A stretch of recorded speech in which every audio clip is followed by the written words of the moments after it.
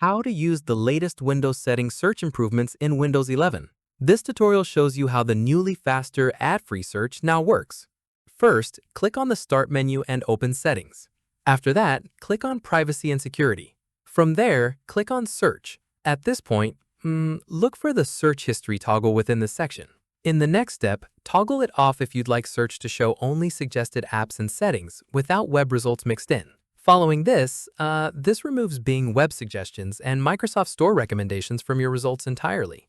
Once done, click on the search icon in your taskbar to test this out. From here, type in a setting you're looking for, like brightness or notifications. At this stage, results now appear noticeably faster, since search only needs 2 characters to trigger file and setting results instead of 3. Keep in mind, each result now also shows its source, like app, setting, or file, so it's clear what you're clicking on before opening it. Finally, click on any result to jump directly to that setting, confirming the improved search experience is working. And that's it. If this guide helped you use the latest Windows settings search improvements, give it a like, subscribe for more Windows tutorials, and tap the bell icon for updates. See you in the next one.